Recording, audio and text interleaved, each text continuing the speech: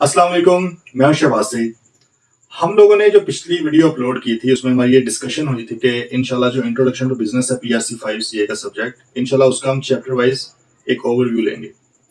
जैसे पहले भी बताया गया था कि this is not the substitute of full lecture. इसमें सारा जो लेक्चर जिस तरह होता है उसको हम डिटेल में उतना नहीं पढ़ेंगे, लेकिन कुछ जो कॉन्सेप्ट्स होते हैं जो स्टूडेंट्स को पढ़ने में मसला होता है, समझने में मसला होता है, उनको इंशाल्लाह ब्रीफली क्विकली हम रिवाइज करेंगे। तो इसको आपने रिवीजन पर्पज के लिए लेना है।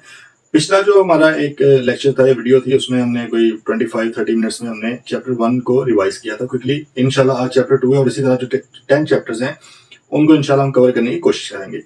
साथ आपको मेरे नोट्स नजर आ रहे होंगे, I2B रन डाउन, उनको आप देख सकते हैं। उसी में जो कॉन्सेप्ट्स हैं जो बताए गए हैं बुलेट्स की शेप में, इंशाल्लाह उसी को हम आज कवर करेंगे। ठीक है जी, चलें बिस्मिल्लाह करते हैं। आज का चैप्टर 2 है जी, उसका नाम है ओनरशिप ऑफ बिजनेस। मतलब कि बिजनेस की मिल्कियत जो है, उसके मालिक हैं वो किस किस तरह के होते हैं, कौन कौन लोग हो सकते हैं। देखें, ये कोई भी बिजनेस है, उसकी जो ओनरशिप है या जो उसका लीगल स्ट्रक्चर है कि कानून के तहत वो किस तरह का होगा, उसके मालकान कौन होंगे, उनके हकूक ऑफ राइट्स क्या होंगे, वो कुछ चीजों के ऊपर डिपेंड करते हैं। हर जो एंटिटी है, जो ऑर्गेनाइजेशन है, उसी हिसाब से फिर देखती है कि यार हमारे ओनर्स एक बंदा होना चाहिए, 2 होने चाहिए, गवर्नमेंट होनी चाहिए या नॉन गवर्नमेंट लोग होने चाहिए, कौन होने चाहिए। ये कुछ चीजें हैं जिनके ऊपर डिपेंड करता है। जैसे हम देख सकते हैं आपके ये नोट्स में भी कि डिस्टिंग्विशिंग फीचर्स क्या है। एक तो होता है पर्पज। सबसे पहले आपने देखना है कि पर्पज क्या है ऑर्गेनाइजेशन का। अगर तो उसका पर्पज है प्रॉफिट अर्न करना, then it is a business. हमने जैसे लास्ट पहले भी एक लेक्चर में देखा है कि प्रॉफिट सीकिंग ऑर्गेनाइजेशंस जो होती हैं वो बिजनेस होती हैं। Other than profit seeking organisations obviously वो बिजनेस नहीं होती, वो नॉन प्रॉफिट ऑर्गेनाइजेशंस हैं जिसमें एनजीओज आपकी आती हैं, चैरिटीज आती हैं, वेलफेयर एसोसिएशंस, कोऑपरेटिव्स वगैरह इस तरह की चीजें आती हैं। देन ओनरशिप के हवाले से, ओनरशिप में भी देखना है कि क्या उसको कोई गवर्नमेंट ओन कर रही है। अगर गवर्नमेंट करेगी तो उसको पब्लिक सेक्टर ऑर्गेनाइजेशन कह देंगे हम। अदर देन गवर्नमेंट करेगी तो फिर उसमें देखना है कि भाई क्या वो वेलफेयर के काम के लिए मेंबर्स आपस में मिले हैं या लोगों ने प्रॉफिट कमाने के लिए 2 लोग मिले हैं, 5 मिले हैं, 10 मिले हैं, हजारों लोग मिले, कितने मिले हैं। तो ओनरशिप के लिहाज से भी कंपनीज जो या बिजनेसेस होते हैं वो डिफरेंट होते हैं। देन फंडिंग की बात आई कि भाई फंडिंग इसको किसने करनी है, क्या गवर्नमेंट ने करनी है या लोगों ने वेलफेयर पर्पज के लिए करनी है या लोगों ने इन्वेस्टमेंट पर्पज के लिए करनी है। तो इस लिहाज से भी फिर जो ऑर्गेनाइजेशन होंगी वो डिफरेंट हो जाएंगी। देन जी एक और पॉइंट कि अकाउंटेबिलिटी। अकाउंटेबिलिटी से मुराद होता है एहतसाब, जो हम अक्सर वर्ड सुनते हैं कि जो मैनेजमेंट है, जो रन कर रहे हैं आपकी बिजनेस के अफेयर्स को, उनकी अकाउंटेबिलिटी कौन करेगा, उनसे कौन हिसाब किताब लेगा। गवर्नमेंट लेगी, जनरल पब्लिक लेगी या उनके जो ओनर्स हैं, मालिकान हैं, वो लेंगी। तो उस हिसाब से भी डिफरेंट तरह की बिजनेस ऑर्गेनाइजेशंस होती हैं। तो ये इसी के ऊपर देखते हुए पाकिस्तान के अंदर जो अगर बिजनेस की बात की जाए, क्योंकि 2 तरह की ऑर्गेनाइजेशन हमने कल भी पढ़ा है, एक होती है profit seeking and the other one is not for profit. तो जो प्रॉफिट सीकिंग ऑर्गेनाइजेशंस हैं उनका पाकिस्तान के अंदर जो स्ट्रक्चर होता है कानूनी तौर पे ओनरशिप के लिहाज से, वो 3 तरह का होता है। जैसा कि आपके सामने सबसे पहले क्या है, सोल प्रोप्राइटरशिप। सोल प्रोप्राइटरशिप का मतलब है एक ही ओनर होता है, एक ही मालिक होता है, वही सारा करता धरता होगा, सारी डिसीजन मेकिंग उसी की होगी, सारी अथॉरिटी उसी की होगी, सारा प्रॉफिट या लॉस जो भी हो रहा है उसी का है, सारी इन्वेस्टमेंट उसी की है, जो भी है सारा बिजनेस उसी बंदे के एक के नाम पे चलता है। ठीक है जी। अब यहाँ पे एक कॉन्सेप्ट आता है लिमिटेड एंड अनलिमिटेड लाइबिलिटी का, जिम्मेदारी का, महदूद जिम्मेदारी या गैर महदूद जिम्मेदारी। इसको हम थोड़ा सा डिस्कस कर लेते हैं ताकि ये, क्योंकि आगे सारे स्ट्रक्चर्स में यही यूज होना है, तो पहले इसका थोड़ा सा आइडिया ले लेते हैं। सबसे पहली बात है जी कि आपका लिमिटेड लाइबिलिटी, अनलिमिटेड लाइबिलिटी होती है। देखिए, लाइबिलिटी से मुराद है जिम्मेदारी। किसी भी शख्स की हम जिम्मेदारी लेते हैं तो उसको हम क्या कहते हैं, लाइबिलिटी कहते हैं। अनलिमिटेड लाइबिलिटी से मुराद ये है कि आपका जो बिजनेस होगा, जो आपकी ऑर्गेनाइजेशन है और उसके मालिकान जो भी उसके ओनर हैं, वो एक ही तस्वुर होंगे। मतलब अगर बिजनेस ने कहीं से कोई पैसा लिया है या उधार पे चीजें ले ली हैं, बैंक से कर्जा ले लिया है, कुछ भी किया है, तो वो असल में बिजनेस ने नहीं किया, उसके मालिक ने किया है। अनलिमिटेड लाइबिलिटी में उसके मालिक की लाइबिलिटी क्या होगी जी, अनलिमिटेड, लामहदूद जिम्मेदारी होगी। मिसाल के तौर पर जी एक किराना शॉप थी, छोटा सा कारोबार था, उसको एक्सपैंड करने के लिए अपना सिस्टम उन्होंने किया जी, बैंक से 2 लाख रुपए का कर्जा ले लिया। अब वो कर्जा एक टाइम आया कि बैंक ने कर्जा दे दिया, लेकिन किराना शॉप जो थी वो नुकसान में चलेगी, चोरी होगी, वहां पे लॉस हो गया। अब वो बेचारा जो किराना शॉप इटसेल्फ जो दुकान है वो पैसे वापस नहीं कर सकती। तो बैंक क्या करेगा, बैंक पहले तो आएगा जी उस किराना शॉप से, पूछेगा भाई हाँ जी पैसे, उनके पास नहीं होंगे। फिर क्या होगा, उसके जो मालिक है जिसकी लाइबिलिटी क्या है, क्योंकि वो एक सोल प्रोप्राइटर है, उसकी लाइबिलिटी अनलिमिटेड है, लामहदूद है, उसके मालिक को कहेगा बैंक, भाई साहब आपने पैसा लिया था, अब हमें पैसा वापस करें। वो कहेगा यार मैंने तो नहीं लिया, ये तो लिया था दुकान ने। वो कहेगा भाई दुकान और आप एक ही हैं कानून की नजर में, तो आपने पैसा लिया था, अगर आपके पास नहीं है तो आप अपना घर का कोई चीज बेचें, आप कोई गाड़ी बेचें, मोटरसाइकिल बेचें, जैसे भी करके आप पैसे दें, अदरवाइज मैं आपके ऊपर केस करूंगा, मतलब कंपनी या बिजनेस के मालिक के ऊपर केस हो सकता है अनलिमिटेड लायबिलिटी की सूरत में। ठीक हो गया जी। देन फिर दूसरी तरफ क्या है, लिमिटेड लायबिलिटी। लिमिटेड का मतलब होता है कि एक हद तक आपकी जिम्मेदारी है। ये ऐसा कॉन्सेप्ट है जिसके अंदर जो मालिकान होते हैं बिजनेस के और दूसरे नंबर पे जो बिजनेस है, कारोबार है, ये दोनों अलग अलग तस्वुर होते हैं, सेपरेट लीगल एंटिटी होता है जी बिजनेस। सही है, मतलब है कि बिजनेस भी एक कानून की नजर में एक इंसान है, बस वो सांस नहीं लेता, अदर देन दैट वो भी एक इंसान है। अगर बिजनेस ने किसी के पैसे देने हैं तो वो किसने देने हैं, वो बिजनेस ने देने हैं, उसके मालिकान ने नहीं देने लिमिटेड लायबिलिटी की सूरत में। उसके जो मालिकान हैं उनकी जिम्मेदारी महदूद होती है, वो जो है बिजनेस के जितने भी नफा नुकसान या उन्होंने जो पैसे देने होते हैं उसके वो जिम्मेदार नहीं होते। ठीक है, अगर किसी से पैसे लेंगे तो बिजनेस ने खुद वापस करने हैं, वो आगे ये नहीं कह सकते कि भाई आप मालिकान हैं, आप इसके पैसे वापस करें। ठीक हो गया। तो ये सबसे बड़ा एक है कि लिमिटेड एंड अनलिमिटेड लायबिलिटी का जो फर्क है वो अभी हम आगे डिस्कस करेंगे। तो ये जो सोल प्रोप्राइटरशिप है, जैसे कि इधर भी लिखा हुआ है कि एक ओनर होता है, एक मालिक होता है विद अनलिमिटेड लायबिलिटी। अनलिमिटेड से मुराद क्या हो गया, फिर उसने सारी की सारी जिम्मेदारी कारोबार की भी लेनी है और उसी का सारा प्रॉफिट लॉस वगैरह होता है। देन जी दूसरा आ गया पार्टनरशिप फर्म। पार्टनरशिप फर्म से मुराद है कि कोई भी दो बंदे जो मिलके कारोबार स्टार्ट करते हैं, मिनिमम दो, उनके दो होंगे कम से कम, फिर ही तो पार्टनर बनेंगे, वो कोई कारोबार स्टार्ट कर लेते हैं और उसमें भी एक एग्रीमेंट होता है। इसको ओरल भी हो सकता है, मतलब मुंह जुबानी भी आप किसी के साथ पार्टनरशिप कर सकते हो, लेकिन बेहतर है कि आप इसको रजिस्टर करवा लें, क्योंकि आपको पता है कि पार्टनरशिप्स पहले आप यारी दोस्ती या रिश्तेदारी की बेस पे बना लेते हो, लेकिन बाद में फटे होते हैं, मसले होते हैं। तो उन मसलों से उनको काउंटर करने के लिए, निकलने के लिए बेहतर होगा कि एक आप कॉन्ट्रैक्ट कर लें, एक एग्रीमेंट कर लें, उसको कहा जाता है पार्टनरशिप डीड। ठीक है जी। पार्टनरशिप डीड एक मुआहिदा होता है, वो बनता है पार्टनरशिप एक्ट 1932 का पार्टनरशिप का कानून है पाकिस्तान के अंदर, जो पहले से बिफोर पार्टीशन जो चल रहा है वही कानून अभी भी है। उसके मुताबिक आप एक पार्टनरशिप रजिस्टर करवा लेते हो। किसके पास जाके, रजिस्ट्रार ऑफ फर्म्स का एक ऑफिस है, रजिस्ट्रार ऑफ फर्म्स, वहां पे आप जाते हो, उधर करवा लेते हो। क्योंकि पार्टनरशिप का दूसरा नाम क्या है, फर्म, FIRM, फर्म भी इसको पार्टनरशिप को कहते हैं। अब पार्टनरशिप के दो इकसाम है, first one is general partnership and the other one is limited partnership. General partnership ये है कि इसके अंदर जितने भी पार्टनर्स हैं, मतलब जितने भी मालिक हैं, उन सबकी जिम्मेदारी, उनकी सबकी लायबिलिटी क्या है जी, अनलिमिटेड लायबिलिटी है, जस्ट लाइक सोल प्रोप्राइटरशिप। इसमें मतलब कि कारोबार और उनके मालिकान एक ही तस्वुर होते हैं। अगर कारोबार ने कहीं से कर्जा लिया है, कारोबार ने उधार पे चीजें ली हैं, तो इसका मतलब है उनके मालिकान ने वो वाले पैसे भी वापस करने हैं। ठीक हो गया। दूसरी तरफ आया थी लिमिटेड पार्टनरशिप। ये कॉन्सेप्ट बड़ा कम यूज होता है, ये बहुत प्रैक्टिकली इतना होता नहीं है, क्योंकि अगर प्रैक्टिकली आपने लिमिटेड अपनी लायबिलिटी रखनी हो तो आप फिर तीसरा जो है हमारा स्ट्रक्चर है लिमिटेड कंपनी, उस तरफ जाते हो, अभी उसको भी डिस्कस करते हैं। तो ये लिमिटेड पार्टनरशिप से मुराद ऐसा एक स्ट्रक्चर है जिसके अंदर कम से कम एक पार्टनर की लायबिलिटी लिमिटेड होगी। सही है। लिमिटेड से मुराद क्या है कि वो कंपनी से या बिजनेस से, पार्टनरशिप फर्म से अलग होगा। वो पार्टनरशिप जो बिजनेस है, फर्म है, उसके कर्जों का, उसके जो वाजिबुल अदा जितने भी पैसे हैं उनका जिम्मेदार वो नहीं होगा। कम से कम एक शख्स, ज्यादा से ज्यादा भी मतलब हो सकते हैं जितने मर्जी। और दूसरी तरफ आपका जो है कम से कम एक शख्स की अनलिमिटेड लायबिलिटी भी होगी, एक पार्टनर की अनलिमिटेड होगी, मतलब वो सारे जिम्मेदारी भी लेगा कि यार अगर बाकी जो बंदे हैं, मिसाल के तौर पे आपने 10 लोग रखने हैं, अगर क्योंकि कम से कम एक बंदा लिमिटेड वाला हो सकता है, ज्यादा से ज्यादा पे नहीं है पाबंदी, तो 9 बंदे लेट से लिमिटेड है, और दूसरी तरफ कम से कम एक बंदा लेकिन अनलिमिटेड होना चाहिए, जो लिमिटेड वालों की जिम्मेदारी भी अपने कंधों पे लेगा। ठीक है। तो जी आपस में एग्रीमेंट वगैरह कर लेते हैं, प्रॉफिट लॉस शेयरिंग का, उस बेस पे पार्टनरशिप बन जाती है। Then the third one is limited company. एक और कॉन्सेप्ट है कि लिमिटेड कंपनी के तौर पे भी आप अपने आप को पाकिस्तान में रजिस्टर करवा सकते हो।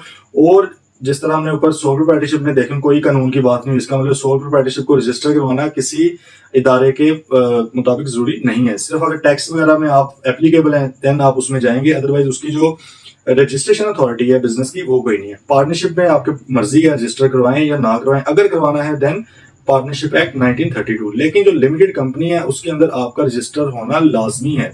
Without registration you can not work as a limited company. तो वो कहाँ पे आप रजिस्टर करवाएंगे जी, वो आप SECP, securities and exchange commission of Pakistan एक इदारा है, वहां पे जाके आप रजिस्टर करवाएंगे।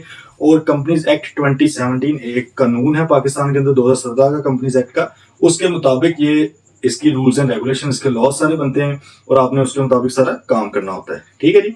अब लिमिटेड कंपनी होती है दो तरह की, एक है private limited and the other one is public limited. अब प्राइवेट लिमिटेड से मुराद ये है कि सिर्फ एक हद तक जो लोग हैं वो प्राइवेटली बहुत ज्यादा जनरल पब्लिक को शेयर्स इशू नहीं कर सकते, जनरल पब्लिक से इन्वेस्टमेंट्स वो नहीं ले सकते। ठीक है। तो प्राइवेट में भी दो आगे मजीद किस्में आती हैं। एक है जी सिंगल मेंबर कंपनी, नाम से जाहिर है single member private limited company. Single member से बता रहे एक ही शख्स होगा जो उसका ओनर होगा, जिसको हम शेयर होल्डर भी कहते हैं। पार्टनरशिप की सूरत में मालिकान को क्या कहते हैं? पार्टनर्स। सोल प्रोप्राइटरशिप की सूरत में सोल ट्रेडर या सोल प्रोप्राइटर कहते हैं। और कंपनी की सूरत में क्या कहते हैं उनको? Share holders. क्योंकि कंपनी के अंदर बहुत सारा पैसा सारे लोग इन्वेस्ट करते हैं, तो हर एक के हिस्से में कोई ना कोई शेयर्स आ जाता है, मतलब उसका एक हिस्सा आ जाता है कंपनी का कि इतना पैसा इस बंदे ने इन्वेस्ट किया है, इसलिए उनको शेयर होल्डर कहते हैं। ठीक है, तो जी सिंगल मेंबर कंपनी में एक ही शेयर होल्डर होता है। प्राइवेट लिमिटेड इसके अलावा जो अदर देन सिंगल मेंबर हो, उसके अंदर मिनिमम 2 और मैक्सिमम 50 शेयर होल्डर्स हो सकते हैं। ये हो गया प्राइवेट। देन दूसरा आ गया जी पब्लिक लिमिटेड। पब्लिक होता है कि आप जनरल पब्लिक को शेयर इशू कर सकते हैं, ठीक है, जितने मर्जी लोगों को करें। उसमें भी 2 तरह के होते हैं, एक होती है लिस्टेड कंपनीज और दूसरी अनलिस्टेड। लिस्टेड से मुराद वो कंपनीज हैं जो एक लिस्ट के ऊपर आती हैं, जिनके शेयर्स ट्रेड होते हैं। कौन से लिस्ट के ऊपर? पाकिस्तान स्टॉक एक्सचेंज एक इदारा है, आप लोगों ने सुना होगा। स्टॉक मार्केट मंदी का शिकार है या स्टॉक मार्केट में बड़ी बेहतरी चल रही है वगैरह वगैरह, खबरों में आप सुनते रहते हैं। 42,000 इंडेक्स की शरह बूर कर गया, इस तरह की चीजें देखते हैं आप। तो वो वाली पाकिस्तान स्टॉक एक्सचेंज, पाकिस्तान के अंदर तकरीबन 540 कंपनीज हैं, बस बड़ी इतनी बड़ी जो लिस्टेड हैं, लिस्टेड कंपनीज के तौर पे वो काम करती हैं। स्टॉक मार्केट पे ऑनलाइन आपने किसी की भी कंपनी के शेयर्स खरीदने हो, आप वहां पे जाते हो PSX की वेबसाइट पे, वहां से आप शेयर्स खरीद भी सकते हो, बेच भी सकते हो। तो ऐसी कंपनीज जिनकी लिस्टिंग वहां पे है, जिनके शेयर्स वहां पे बिकते हैं पब्लिक कंपनीज के, उनका क्या नाम है? Listed companies. उस केस में मिनिमम 7 से लेकर अनलिमिटेड तक आपके शेयर होल्डर्स हो सकते हैं। दूसरा ये अनलिस्टेड कंपनी, इस केस में मिनिमम 3 और मैक्सिमम जितने मर्जी। ये अनलिस्टेड पब्लिक लिमिटेड कंपनीज वो कंपनीज हैं जो स्टॉक मार्केट के ऊपर लिस्ट नहीं होती, मतलब कि ये वहां पर अपने शेयर सेल नहीं कर सकते। ठीक हो गया, ये तीनों हो गए। देन आ जाता है नॉन फॉर प्रॉफिट, मतलब अगर आपका पर्पस प्रॉफिट कमाना नहीं है, उसमें डिफरेंट तरह की है। पब्लिक सेक्टर ऑर्गेनाइजेशन हो सकती हैं। पब्लिक सेक्टर से मतलब सरकारी कंपनीज, क्योंकि सरकार का काम प्रॉफिट मुनाफा कमाना तो नहीं है, उसका काम तो बेहतरी के लिए काम करना है। देन नॉन गवर्नमेंट ऑर्गेनाइजेशन जो गवर्नमेंट की नहीं होती, प्राइवेट लोग भी काम करते हैं, सोशल वेलफेयर वगैरह का काम, वो भी हो सकती हैं। क्लब्स एंड सोसाइटीज हो सकती हैं। क्लब्स वगैरह आप किसी भी स्पेसिफिक पर्पस के लिए बना सकते हो, कोई फुटबॉल क्लब बना लिया, गोल्फ का क्लब बना लिया आपने, इस तरह की चीजें। कोऑपरेटिव्स भी यही होते हैं कि अपनी आपस में कोऑपरेशन के लिए कुछ मेंबर्स मिलते हैं, वो इन्वेस्ट करते हैं उसके अंदर, और उसका जो प्रॉफिट होता है वो भी उन्हीं को जाता है अगर कोई प्रॉफिट हो। लेकिन एनजीओ की सूरत में, नॉट फॉर प्रॉफिट की सूरत में, हम उसको प्रॉफिट वर्ड नहीं यूज करते। प्रॉफिट की जगह पे सरप्लस कहते हैं, लॉस की जगह पे डेफिसिट कहते हैं, जैसा कि हमने पिछले लेक्चर में भी स्टडी किया था। ठीक हो गया जी। अब थोड़े से फायदे नुकसान देख लेते हैं। सबसे पहले सोल प्रोप्राइटरशिप है फायदा सबसे इजी है, लो कॉस्ट फॉर्मेशन। किसी इदारे के साथ रजिस्टर नहीं करवाना, बस बैठे हैं, दुकान खोलें और काम स्टार्ट करें, सही है। सीक्रेसी है, क्योंकि आपके साथ कोई और बंदा इन्वॉल्व ही नहीं है, राजदारी पे रहती है, आपको सारा कुछ पता है, कुछ बताने की किसी को जरूरत नहीं है। Distribution and use of profit, भाई कोई डिस्ट्रीब्यूट नहीं करना, एक मालिक है, उसी का सारा प्रॉफिट है। Greater flexibility and direct control, flexibility है उस बंदे के पास, मतलब कि वो जब चाहे आ सकता है वो कारोबार पे, जब चाहे ना आए। अदरवाइज अगर ज्यादा लोग हो जाएं तो एक दूसरे की बात सुननी पड़ जाती है। डायरेक्ट कंट्रोल होगा उसका, सारी अथॉरिटी, सारा कंट्रोल सारे एम्प्लॉयज के ऊपर एक ही शख्स का होगा, क्योंकि वही मालिक है। ईज ऑफ गवर्नमेंट रेगुलेशन, क्योंकि गवर्नमेंट के साथ कोई है ही नहीं रजिस्ट्रेशन, तो रेगुलेशन में भी आसानी है, कोई मसला ज्यादा नहीं है। लोअर टैक्सेशन, टैक्स रेट्स भी आमतौर पे, क्योंकि सोल प्रोप्राइटर होते हैं छोटे लेवल के बिजनेसेस, तो छोटे लेवल के बिजनेसेस पे इंडिविजुअल्स जो होते हैं उन पे स्लैब वाइज टैक्स लगते हैं। पाकिस्तान में टैक्स का ऑर्डिनेंस है इनकम टैक्स ऑर्डिनेंस 2001, और इदारा कौन सा है जी? FBR, federal board of revenue, आप लोगों ने अक्सर नाम सुना होगा। वो टैक्स लगाता है, और जो छोटे कारोबार होते हैं सोल प्रोप्राइटर, उन पे बहुत कम टैक्स लगता है। Then the ease of dissolution, उसको खत्म करना भी बड़ा इजी है, क्योंकि किसी इदारे के साथ रजिस्ट्रेशन भी नहीं होती, तो इसलिए डी रजिस्टर करवाने की जरूरत ही नहीं है, बस कारोबार बंद करें घर को जाए।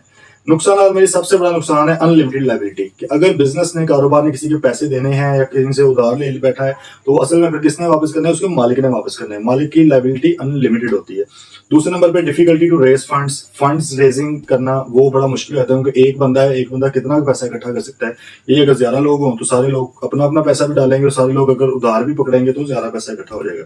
लिमिटेड स्किल्स हैं, एक शख्स है, सिर्फ एक मालिक है, उसकी जो अपनी स्किल्स हैं वो बड़ी लिमिटेड होंगी, उसको 1 2 3 काम ही आते होंगे। यही अगर आपने कोई 8 10 लोग मिला लिए, हर शख्स को डिफरेंट काम आते हैं, तो आपकी स्किल्स में एक वैरायटी आ जाती है। ठीक है। देन लैक ऑफ कंटिन्यूटी, उसका मतलब जारी रहने में एक आपको मुश्किल का सामना हो सकता है। मिसाल के तौर पे कभी कोई खुशी गमी के मौके पे मालिक साहब को कहीं पे जाना पड़ गया, तो पीछे से कारोबार बंद हो सकता है, या अगर खुदा न खासा फौत हो गया, या वो उसकी कैपेसिटी ना रही काम करने की, तो फिर भी मसला हो सकता है कारोबार को।